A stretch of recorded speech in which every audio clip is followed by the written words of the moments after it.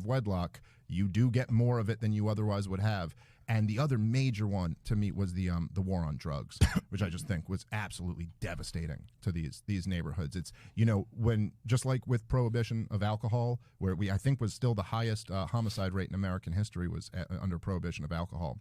And then once they legalized alcohol again, it drastically reduced in the next few years. The same thing with the prohibition of drugs. You create these black markets, you create a lot of like violent crime, and that's what's really destroying these neighborhoods is like the violent gang culture, and it's all built and funded around drugs that the black markets for which would not exist if we just called the whole thing off. It's just calling the whole thing off is so scary politically, because if you were a guy like Joe Biden that said, I'm going to legalize all drugs, you know, people would fucking turn on you. They'd freak the fuck out. Yeah, getting the political will up to do it is something. But, I mean, you even see it even with this, you know, we got like 100,000 ODs a year now, and so much of it is driven by the fact that people are getting fentanyl in shit that they don't even know that's not supposed to have fentanyl in it because it's in black markets. And Joe Biden is absolutely... I mean, it's hard to like hate him so much now because he's so old and senile. It's hard to even hold him responsible. But his career, he was like probably the worst person on this issue. Joe Biden, since the 80s, was pushing ramp ups in the war on drugs. He challenged Ronald Reagan from the right, partnered up with Strom Thurmond, and was criticizing Reagan for being too soft on drugs. And then he was the one who authored the crime bill that Bill Clinton signed into law. Yeah. He's got a lot of death and destruction on his old hands. Yeah, that crime bill. Oof. The whole just war on drugs thing is such a strange issue because logically everyone knows that when you legalize things, and certainly when you decriminalize things, you get a giant drop in violent crime. You get a giant drop in addiction. It's so counterintuitive, but people are so terrified because drugs have been so devastating.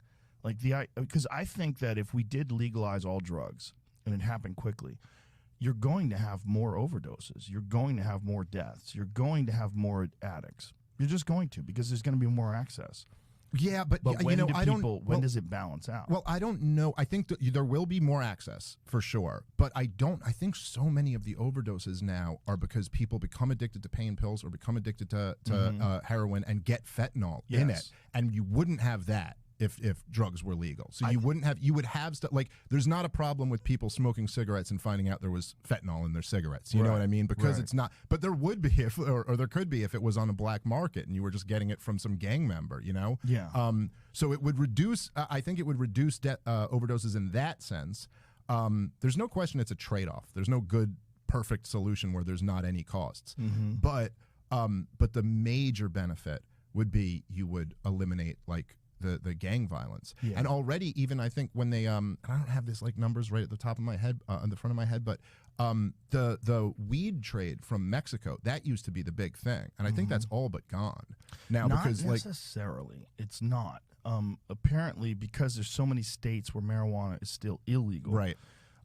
Most of the illegal weed is actually being grown on state land by the cartels. Is that right? Yeah. Yeah, there's a guy named John Norris. He wrote a book called Hidden War, and he came on the podcast to discuss it. He actually was a game warden and, you know, wanted to have a job like, you know, checking fishing licenses and stuff, doing game warden stuff. And he detailed it in the book how they found this creek that had been diverted and dried up, and they were trying to they thought maybe a farmer had done this or something, some obstruction, and they traced it to this grow-op that was in the middle of the forest. And his unit became like a tactical unit because they were having gunfights with cartel members. Instead of it being like game warden, now it became like a DEA type situation, right? Where you're running into these public land grow-ops where these guys, they take this area and they level it and they grow weed there, and these guys were camping there, and you know, they had guns, and it's wild shit, man. It's the whole book is incredible, and the stories. That's very interesting. So that's 90%, he was saying, of all the illegal marijuana that's being sold in America is coming out of these places. Yeah. Yeah. This is why I think you just got to call the whole thing off at a certain point. It's been a failure. I mean, we've been doing it for, 40-something years? Yeah. Or something. I mean, it's like, or maybe more than that. Is it 50 years now? Yeah, I think it's 1970. 72 or something like that. It started, 50 plus years. Yeah. I mean, it's like, okay, so we fought a war and the drugs won. And now it's time to, just like with the Taliban, it's time to accept. They keep winning. Like, they're winning and they're killing us. Yeah. It's destroying our country.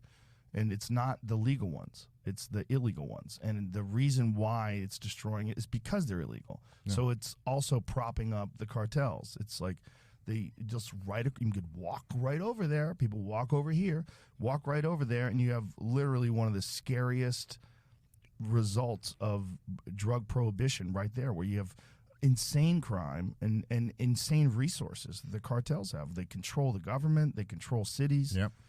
It's wild shit, and it's all because of our policies.